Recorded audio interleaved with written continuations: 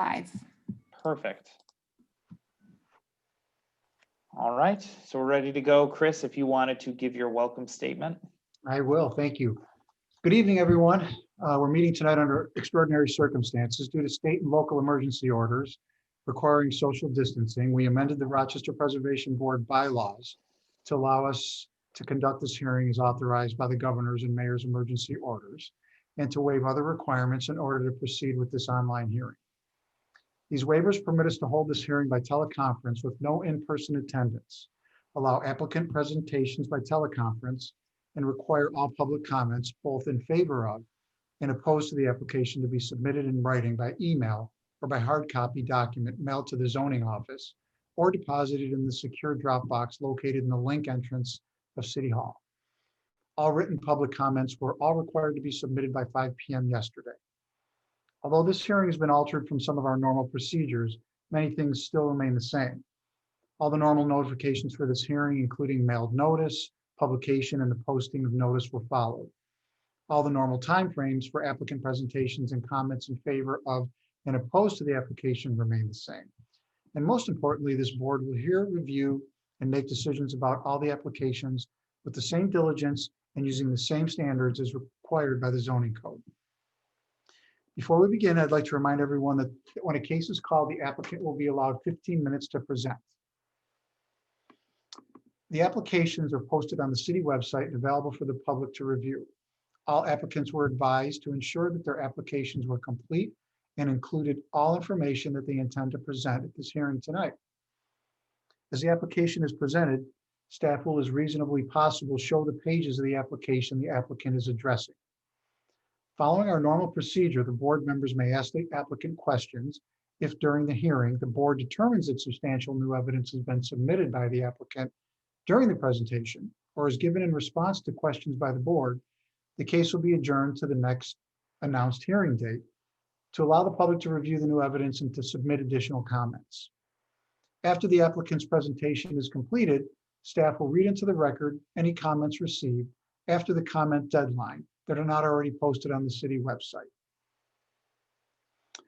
After all the comments have been read, the applicant will have 5 minutes to offer any testimony rebuttal. The board will commence deliberations and voting after the public hearing for each agenda item, with the exception of any applications that are being adjourned. Please also note that if your case is approved today, a written decision will be mailed to you within 15 business days. The decision will inform you of the next steps to complete the approval process. Before we open the first case, please note that we're all volunteers. I'd like each of the board members to confirm their presence for purposes of establishing a quorum for this hearing and to introduce themselves and mention their area of expertise. Deborah Beardsley, would you like to start? Yes. Hello, my name is Deborah Beardsley, and I am a designer and a design professor at RIT in the College of Art and Design, and I'm a city resident. Thank you, Deborah. Ed Kane? Good evening, everyone. My name is Ed Kane. I'm a resident of the East Avenue Preservation District. I guess I'm next alphabetically. My name is Christopher Coretta. I'll be chairing this evening. I'm a resident of the historic Grove Place Preservation District, and I am a real estate professional. Mr. Davini, Jim Davini. Jim, you might be, I think you're muted, Jim. Yes, you're right. Yes, my name is Jim Davini, and I am a resident of the Cornhill neighborhood, where I serve as the neighborhood's historian. Thank you. And I think, here we are, Jason Dobbs. My name is Jason Dobbs. I'm an architect here in the city. I live in the Mount Hope Avenue Preservation District. Thank you, Jason Dobbs. And Kirsten Solberg. Hi, my name is Kirsten Solberg, and I am an architect, and I live in the Browncroft neighborhood in the city. Great. And staff? I think did you miss Dave Matthews? Oh, is David with us? I'm sorry, Dave, Yeah. I am so sorry. Are you there? I am here. Yes, my name is David Matthews. I'm an architect and I live in the Highland Park neighborhood. Great. Thanks, David. Again, I apologize. And thanks for the heads up, Chris. Staff? So my name is Chris Snyder. I am staff to the Rochester Preservation Board. I am also a senior zoning analyst at the City of Rochester, and I'm going to turn it to Tom. Hi, I'm Tom Worth. I'm with the City Law Department and I'm serving as legal counsel to the board tonight.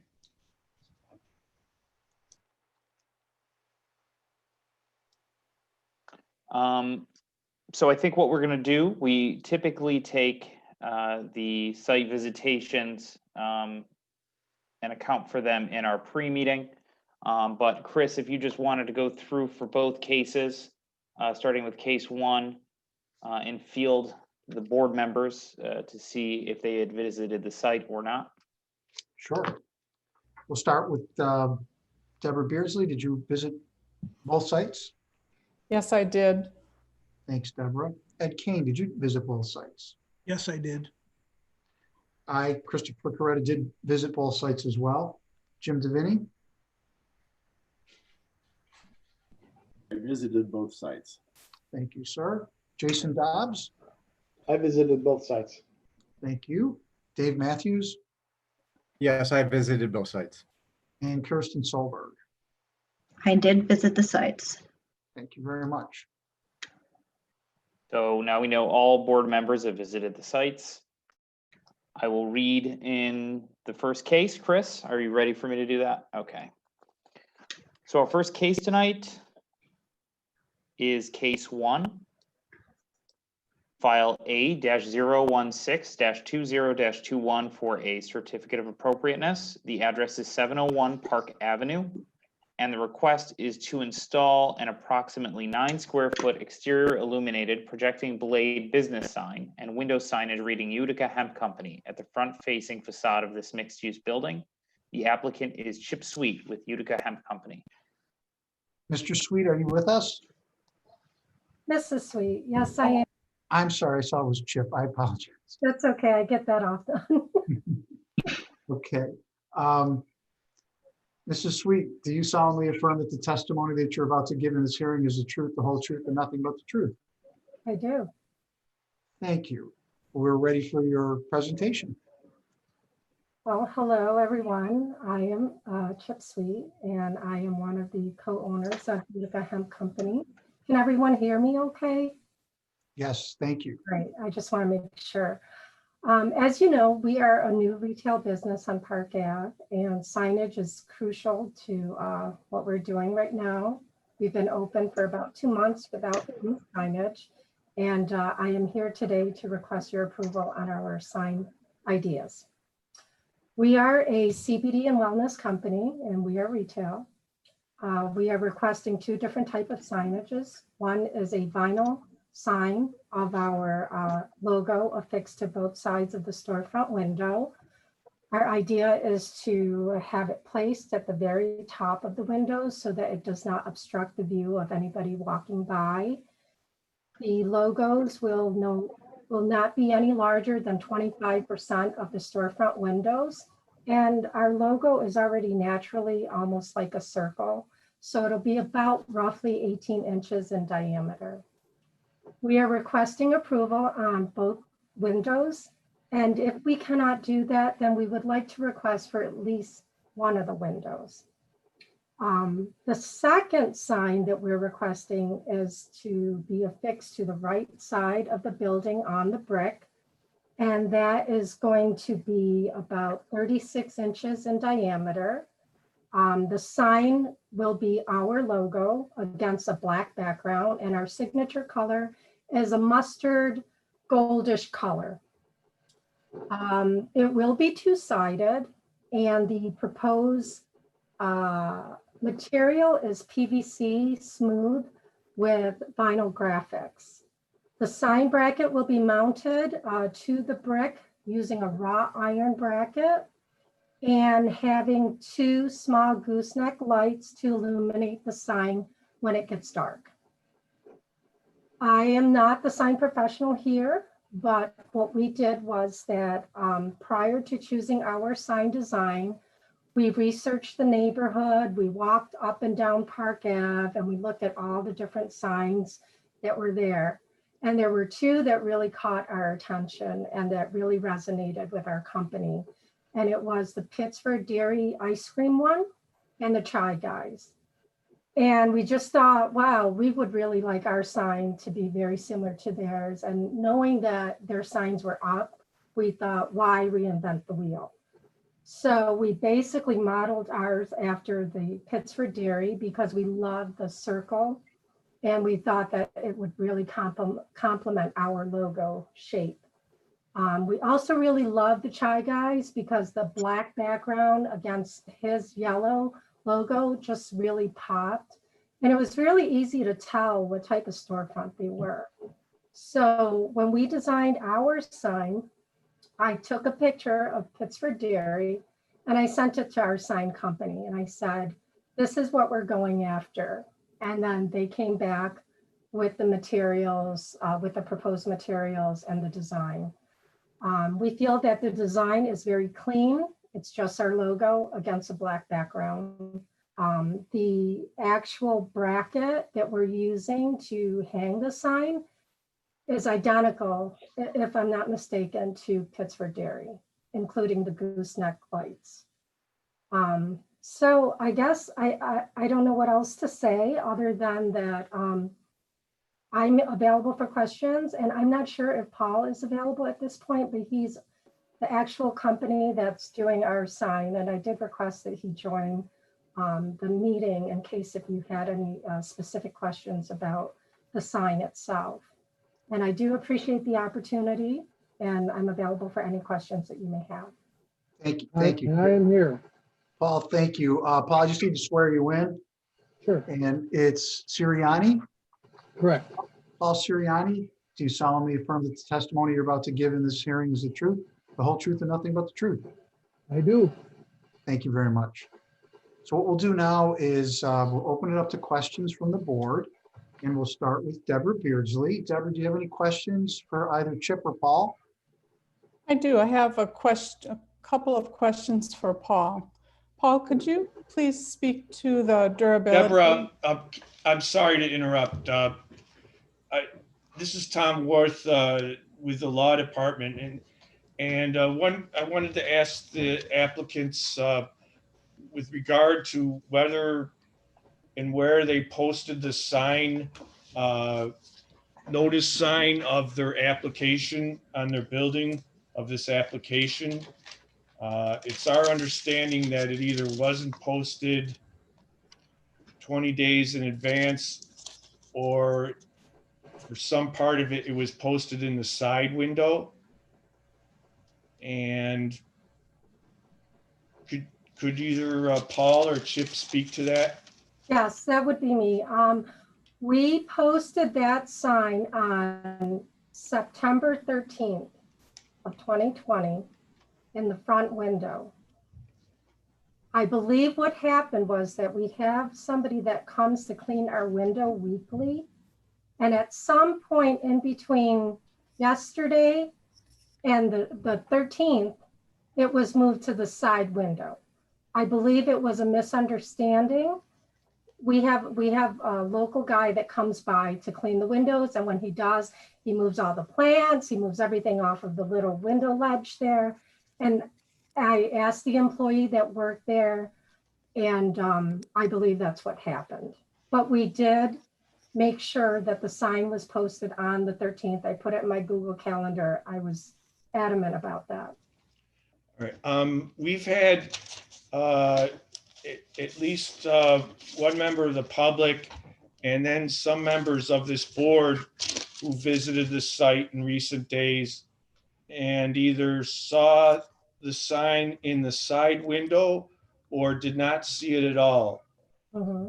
And so even if it was just in the side window, that's not compliant with the rules that require posting it facing the street. And so we're going to have to, because of that failure of that notice, we'll continue the hearing today, but we'll have to continue it to another date in order to enable you to post the sign again and give the public full notice so that everyone has an opportunity to comment. Sure, understood. Okay. Okay, Sorry to interrupt, Deborah. Go ahead. No problem, Tom. So for right now, Paul, I think I have two questions. One is, could you speak to the durability of the sign material for the bracket sign, the perpendicular blade sign, PVC and the vinyl on the PVC? Oh, absolutely. PVC is a completely rock-proof material and it does have different density grades, but this is a very high density PVC. It has a laminated finish on it, very smooth, and that accepts the vinyl graphics very, very well. We use 3M, the best in the industry, vinyl graphics, which we did digitally print on, and then we would put a clear lamination over that print, and then apply to the PVC, which is CNC machine to perfection. Okay, and could you remind me, I think it's in our report, but just a quick reminder of how thick the sign is. It's two-sided, correct? Two-sided, correct, and I believe we were at a 1/2 inch material, half-inch PVC, yes, 1/2 inch thick. So a total of 1/2 inch thick, or 1/2 inch and 1/2 inch together, since it's printed on both sides? No, just the PVC is 1/2 inch, and then we can apply to both sides of that one Okay. substrate. Okay, so I guess I have two other questions then. One is with a 1/2 inch, if it's just 1/2 inch thick, I'm wondering about the visual massing, and I'm also wondering how it holds up with wind on this type of bracket, because a 1/2 inch thick is pretty thin, really. I would, with 36 inches, we can make it thicker, but 36 inches, I would feel as if is pretty good, pretty heavy. I can probably provide the weight to you, but I can also go with 3/4 inches thick. I can go with 1 inch thick, but then there's a point of diminishing returns as far as the weight and the stress on the bracket, and I don't know how well the brick mortar is, and how the stress on that, and the bracket, and the bolts that are holding the bracket in. I believe that there's a point of diminishing return for the weight may not be good for the bracket at some point. Do you have a way of officially assessing that? For example, when my fellow board members and I discuss this, and if anyone else has a concern about 1/2 inch thick and we would like you to go a little thicker, do you have a way of assessing safety for the building, stability for the mounting, based on the weight of the sign? Does your company take care of that assessment? Oh, absolutely. Yeah. I mean, we did not look at the building at this point ourselves to look at what we're going into. I know we got brick and we have mortar. There's different densities of brick, and some could be soft, some could be very, very dense and strong as well. So we would probably want to look at that before we make a determination. Right. Okay. And so one more question for you, and maybe a quick question for Chris Snyder after that. If, let's say it's 1/2 inch thick or 3/4 or whatever, the cut edge of the sign, what would we be looking at? Like, what's the finish on the width edge of the sign, the cut edge? It's basically a porous. It would probably really look similar to what like the brick finish is, in a sense. It's kind of a porous, a little bit of a porous material. We can provide a lamination which would make it smooth, but typically if it's machined and basically left as is and or painted, it's basically a textured finish. Okay. Porous textured. If it's porous, is it absorbent? Not at all. No. Okay, and what color is the cut edge? There's a black and there's a white. We would use a black in this regard, Gotcha. this application. Okay, thank you. Chris, really quick question for you. I don't think I can recall a particular case, but in the past, we've been pretty particular about new sign proposals going into the actual building itself and whether it's, harming or even disrupting brick or mortar or putting holes where holes didn't formerly previously exist. And so how would we go about sort of checking and improving that aspect? Chris? I don't believe our preservation design guidelines have specific standards. They may, but I believe the ones that they're not included in this application, I don't think. The ones that would be there, from remembering going through the guidelines in the past, are fairly basic. It doesn't really get into the technical aspects. From a preservation perspective, going into mortar joints is usually preferred. But I think if you went down Park Avenue, that you would find variations of things that people have done over time, right? So in terms of the mounting, I don't think we have any specific standard. So I believe that sometimes the board has made decisions without necessarily addressing that in the past. But it is up to the board now to make a decision if that's something they would want to see a detail of going forward. Okay. With this application. Yeah, okay. Thank you very much. Yeah, just real quick, as far as penetration into the building, like mortar is always the best. That way you don't deface the brick. The condition of the mortar would make a world of, would be a good point of making the decision if it is deteriorated. Safeties obviously should be in the forefront as well. The bricks sometimes is tenfold the strength as compared to the mortar. So, aesthetically, obviously, the mortar is the way to go, but safety most of the time is brick, because you don't want that falling on someone's head down the road with the wind and things of that nature. Yeah, of course. Thank you. I'm all set, Chris. Okay, thank you.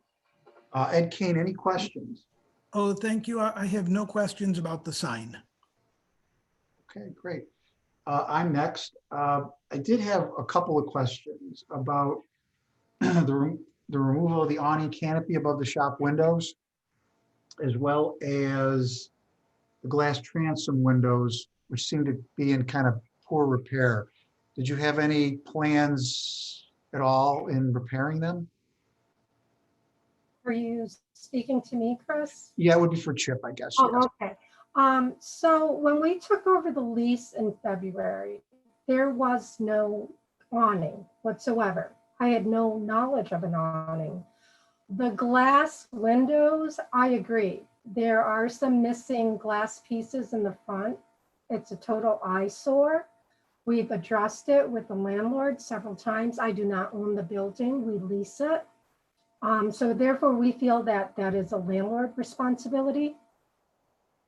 We had conversations with the landlord earlier today, and he mentioned something about submitting approval for replacing glass, and he's got some ideas to redo the storefront. So that is a positive for us. I have yet to reach back to him. He spoke to my partner today. So, but she did convey that to me. So I still need to speak to the landlord about it, but it is something that we would like replaced as well. It to us is an eyesore, yes. But the awning, I have no ideas about an awning. Okay, thank you very much. You're welcome. I have one other question, and this is probably for Paul. If you could just describe the lighting a little bit more. We didn't get a whole lot of detail on that.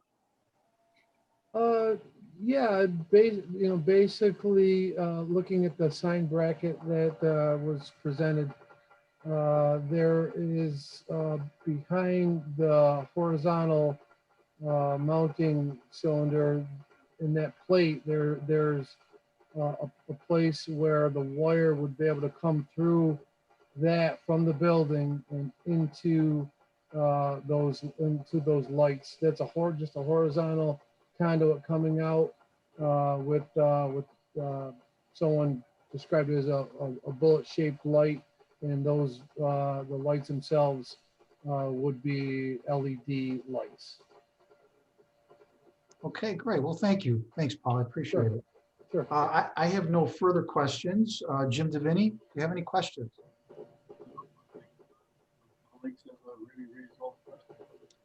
Jim, we can't hear you. I'm sorry.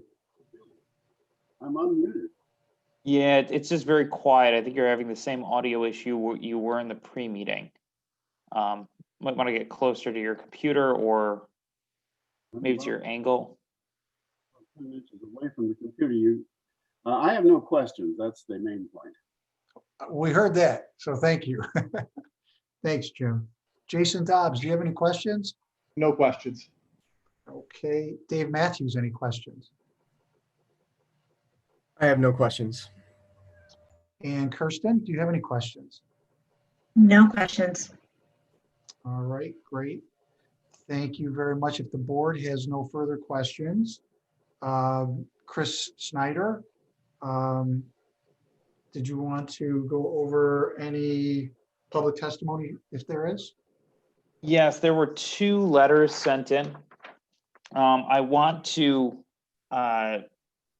preface that with in the introduction that Chris made in the beginning. He stated that any comments provided after the date of the staff report will be included. I'm actually including all public comments. There were only 2, but that the one didn't have a chance to get into the staff report prior to the publishing of the staff. I'm sorry, prior to the publishing and mailing of the staff report, even though it was sent to us prior to that.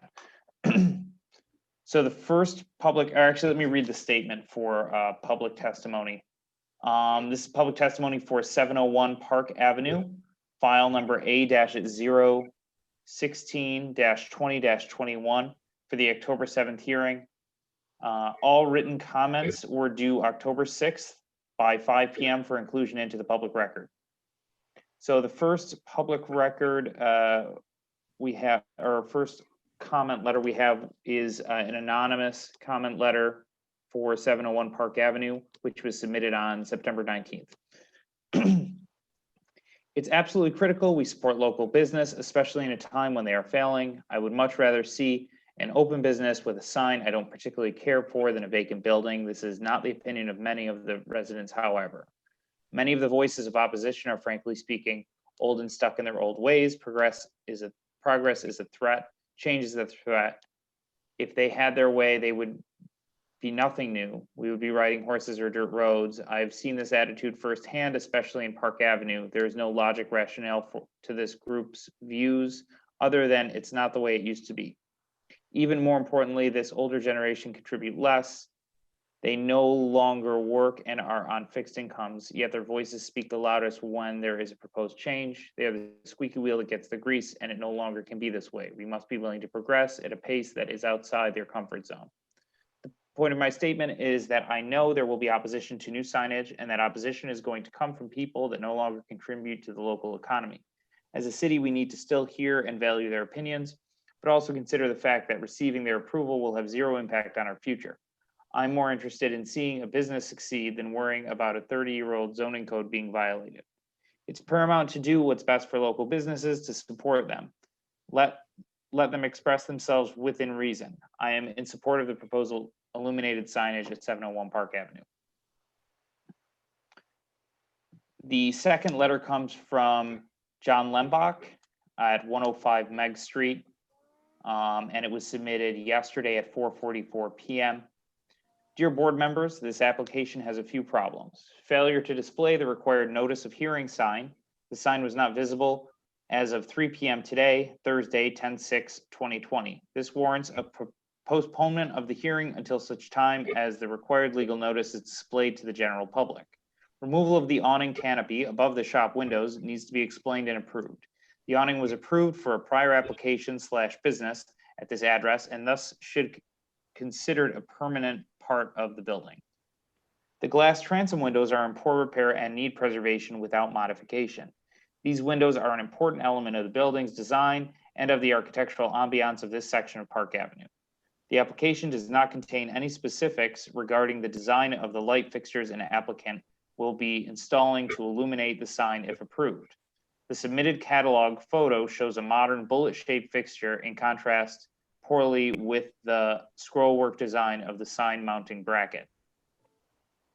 The design of the sign itself is acceptable, but the board would be remiss if an approval was granted without addressing the lack of timely notification to the public issue and requiring the repair and preservation of the existing transom windows before this very important architectural detail is lost because of someone's desire for a cheaper repair that does not respect the character of the building or the area. Regards, John Lembach.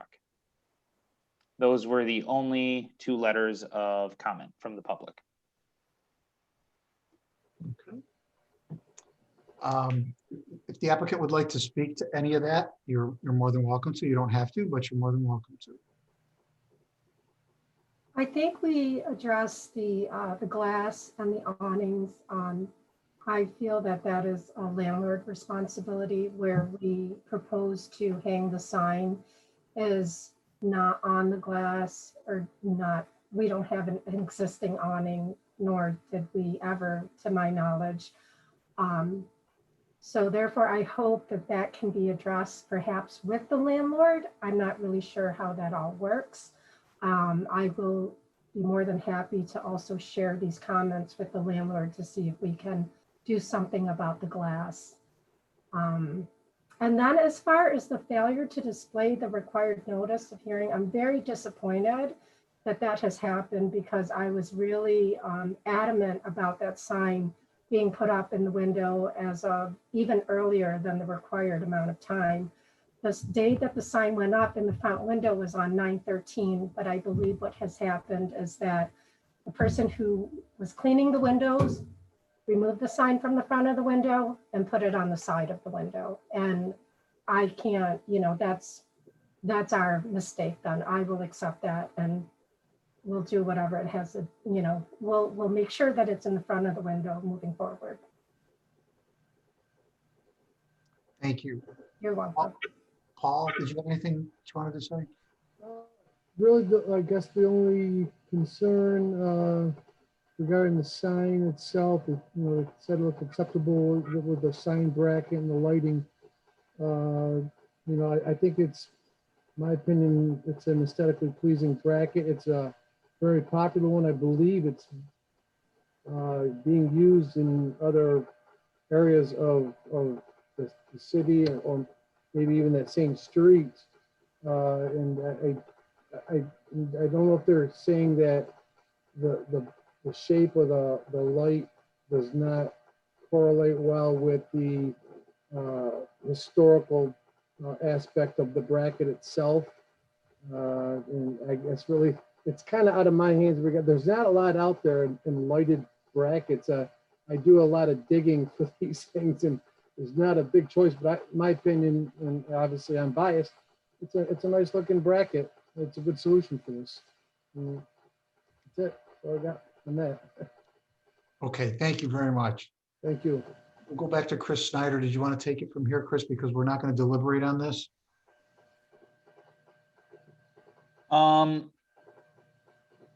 Yeah. Chris Snyder, I think we just, as we discussed at the beginning of this hearing, we'll just adjourn it to a subsequent hearing. Okay. So those are all the comments that were provided. Did we want to give an opportunity for board members to provide additional comments though, in lieu of a deliberation, Tom? No. Okay. As we discussed earlier, no. Okay. If a board member has a question, is that appropriate, or you want us to wait until next time? Yeah, if you have questions that weren't answered in the question period, that would be fine. Ask them now. Okay, I just have one, and that is related to the lighting. I guess it's for Paul. Paul, in the cut sheet or the example here that Chris is showing, can you get that bracket without the lighting fixture? Does it come with and without the lighting fixture? Yeah, you can get that bracket without the light. Okay, and then I see on the photo, in the photograph of the shop adjacent, there's actually a gooseneck light up above. We have seen other signs within the districts that have, you know, 2 mounted gooseneck lights lighting the sign and other ways of handling the lighting. So I just wanted to ask about that. This bracket does come without the lights, and there may be other strategies you could look into. Yeah, true. I'm not sure about how effective maybe one would be directly above it. If it's going to be placed in the, as in, is in the picture, there, you wouldn't be able to do one on each side. And the way those goosenecks work, you can turn those pans a little bit towards the sign. So it might work from one side, but I'm not so sure the other side. If you understand where I'm coming from on that. I do, yeah. And right, so it may be a combination of what's available on the building itself, what's available for other sign brackets, and also what the hours of the store are and whether that sign needs to be lit or not. And I guess that's it for me. Thank you. Okay. All right, so Any other board members have questions? Okay, so then we'll be adjourning this, and the application will be held for future hearing. And I will work with you guys on getting on to the next hearing or subsequent hearings thereafter. Okay? Yeah, thank you so much. Yep. Thank you. Have a good night. You as well. Thank you. thank you.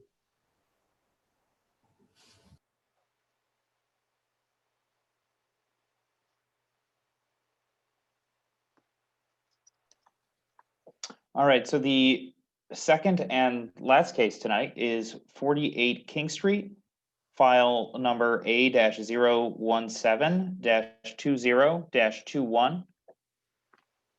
For a certificate of appropriateness, this is a new case for a certificate of appropriateness to install 2 externally illuminated signs reading store space, each measuring 96 square feet and attached to the north and south sides of this self-storage facility, and to install 4 smaller non-illuminated signs to the first floor south side of the building. The applicant is Sabrina Pernolet of Store Space with Tom Baker, and I believe we have some other folks here to represent or present the application as well. Okay. So we have Sabrina and we have Tom. Anyone else will be speaking that I would need to swear in, please? You have Edward Moran with Store Space here. Okay, Edward. I'm sorry, you said your last name is Moran?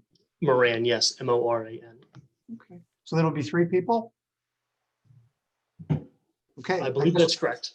Okay, thank you. We'll start with Sabrina. Sabrina Pernolet. Chris, excuse me. I'm sorry, Chris. I was on mute. This is Russ Hassman from National Sign. Last name is H-A-S-S as in Sam, M-A-N-N. Thank you, Russ. Thank you, sir. I apologize for the interruption. Oh, it's fine. We'll start with Sabrina Pernolet. I hope I didn't destroy your last name. Sabrina, do you solemnly affirm that the testimony you're about to give in this hearing is the truth, the whole truth, and nothing but the truth?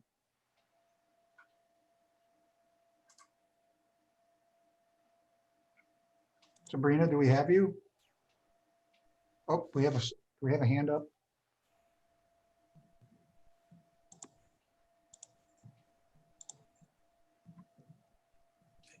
Chris, do you know if Sabrina's on with us?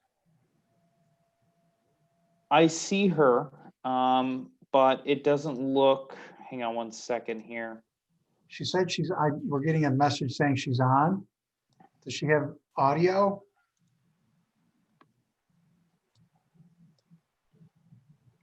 Sabrina, do you have the ability to utilize audio? Yes, sir. Can you hear me? Yes. We can hear you now. Okay. Yes, sir. So, Sabrina, do you solemnly affirm that the testimony you're about to give in this hearing is the truth, the whole truth, and nothing but the truth? Yes, sir. Thank you. Tom Baker, do you solemnly affirm that the testimony you're about to give in this hearing is the truth, the whole truth, and nothing but the truth? Yes, I do. Russ Passman, do you solemnly affirm that the testimony you're about to give in this hearing is the truth, the whole truth, and nothing but the truth?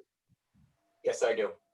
Great. And lastly, Edward Moran, do you solemnly affirm that the testimony you're about to give in this hearing is the truth, the whole truth, and nothing but the truth? Yes, I do. Great. Thank you very much. Appreciate your patience on that. And we're ready to hear your presentation. Okay. Can I good just evening, ask a members. question now? This is Tom Worth from the Law Department.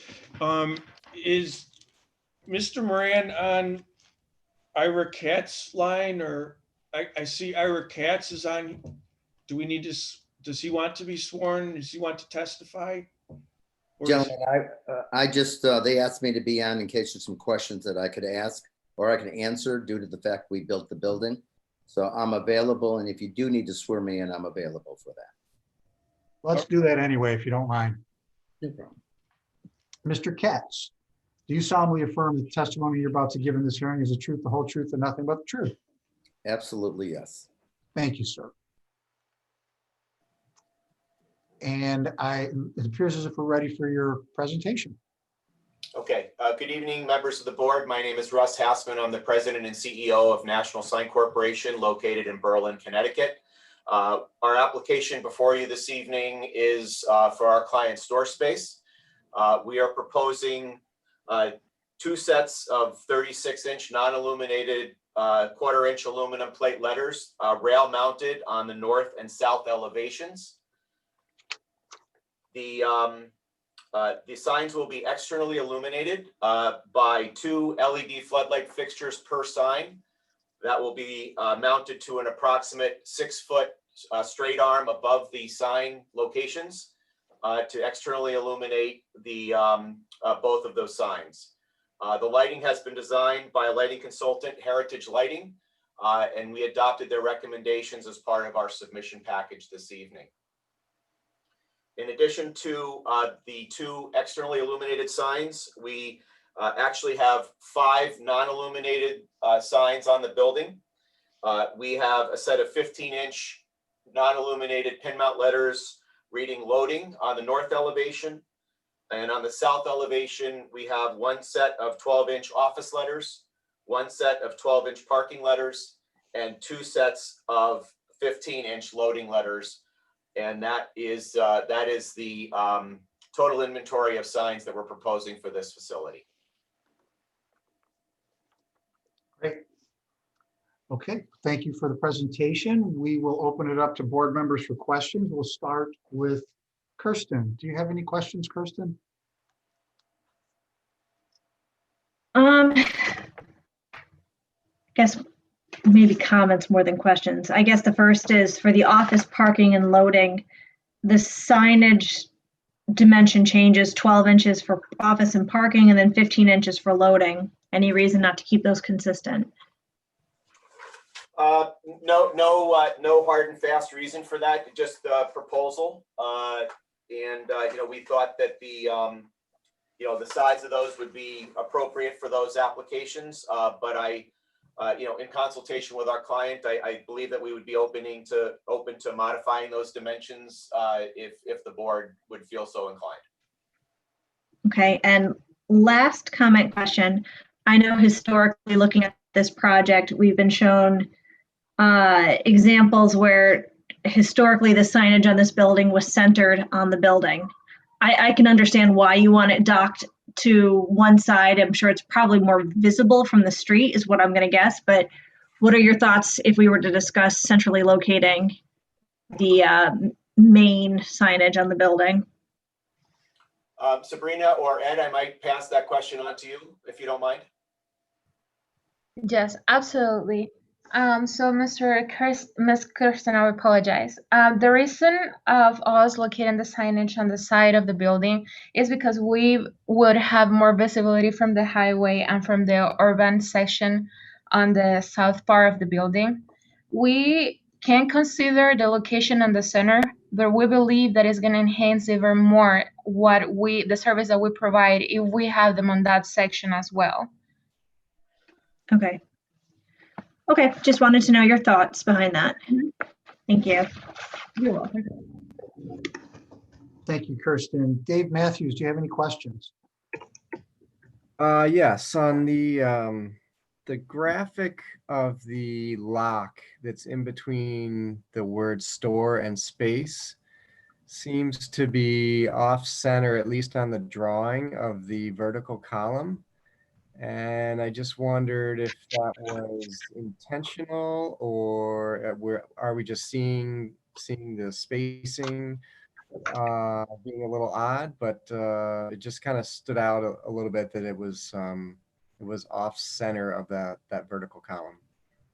Yeah, I think the sign was placed there to be equidistant, overlap on each column on the end, Mr. Matthews. I mean, I think if the board felt so inclined in consultation with our client, you know, if we needed to center the lock on there, we could certainly consider that.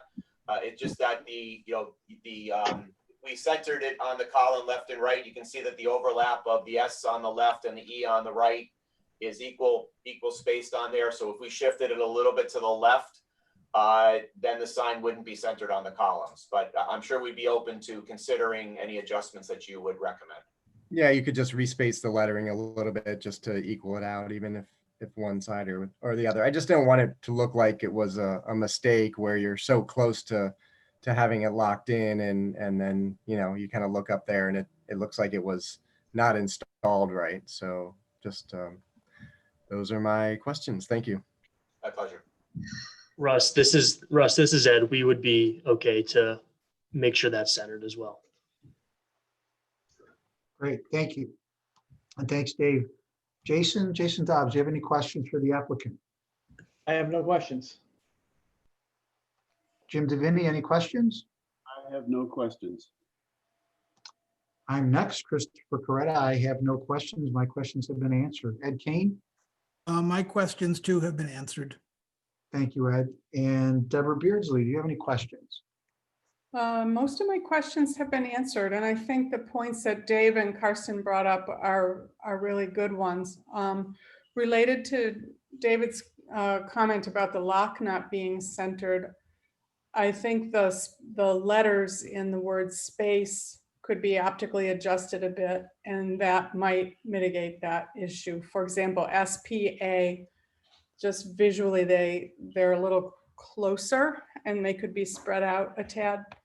So I agree with the lock being centered and the location of where the signage is now. The only other question I had is for Chris Snyder. And Chris, were you going to look into the building identification standards to see which ones of those 9 are ones we should tune into? Yes, so just as a general comment, I guess, to everyone here, let me I want to actually bring them up. So I'm going to bring this into full screen mode again. So we have, in addition to the standards for the certificate of appropriateness that the board reviews, the board will also be required to look at these standards for signage in the city center Cascade district, which is a zoning district within the city that has very specific sign requirements differentiated from other districts. So I have listed those standards here, and the standards which apply must be waived as part of this approval because this signage is being proposed outside of what those requirements are. But that is under the purview of the Preservation Board in terms of their review for appropriateness. So the standards that I found to apply are A for building identification signage 1 through 8, and then standard 1 for business signage. So the only one that does not apply is standard 9 under, so A9, which is signs may be painted onto facades fronting alley streets. This should be reviewed, each of these items should be reviewed and commented on in your deliberations as well. Chris, do you mean to say that all of the standards you've listed on page 2 and 3 of the staff report, all of them have to be waived except for A9? Correct.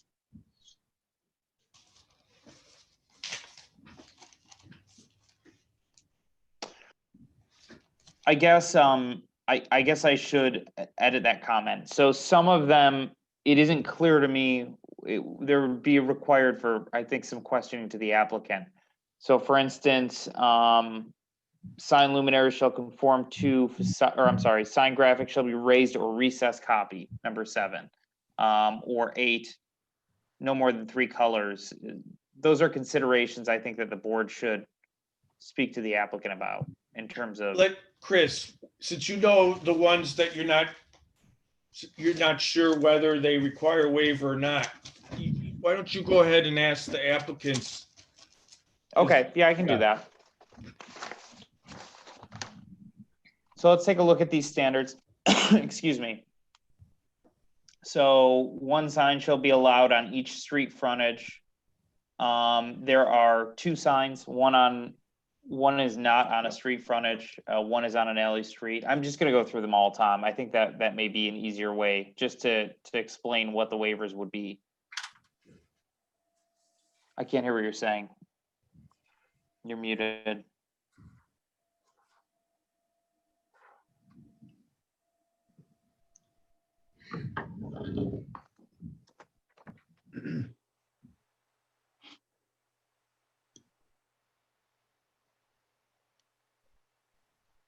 Chris, are you asking Tom a question? Yeah, I think he was saying something and he's muted, but Tom, you can unmute yourself. I don't know if you did actually have anything to say. Let me see. Tom, you're muted, Tom. I think he's having an issue trying to unmute himself. Okay, can you hear me now? Yes, I can hear you. So Chris, what we need to do is just the ones where you're not sure there needs to be a waiver. Please just ask the applicants about those. And then the members of the board then at the end, when they're deliberating, could go through then knowing which ones really do require a waiver.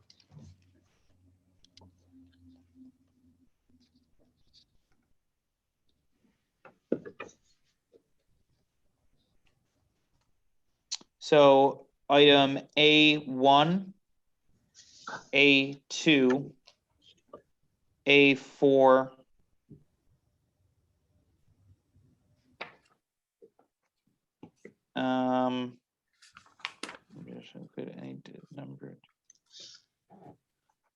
and I believe the only other one, raised or recessed copy. So that one's fine. A1, 2, 4. And I think those are the only ones. Now that I better understand what you were asking me to do, Tom. A1, 2, and 4 are the ones that must be waived. Some of them do not apply, such as A9 and B1. Can I jump in here? Yeah. Is it possible that I can make a motion that we waive all of the applicable standards as applied to the Center City District and instead substitute the board standards as it applies to this specific building? That way we don't have to sit through this list. So what we need to do though is if you're going to waive these, we need specific findings specific to the site about why they should be waived. So yeah, if you could do a motion that addresses site-specific reasons and identifies which ones we're waiving. I'm gonna waive them all. Just, We can't do that. You see, we got to address on the record which ones we're waiving and why. I'm gonna waive them all because this building is unique to this district. Therefore, it won't meet it could never meet these standards. So it was unique in terms of size, what, Yeah, size, scale, location.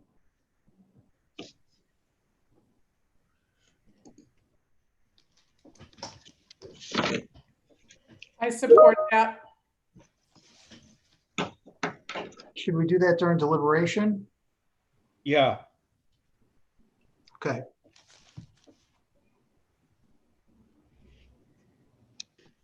All right, I've lost track now whether we've gotten through all the questions from members.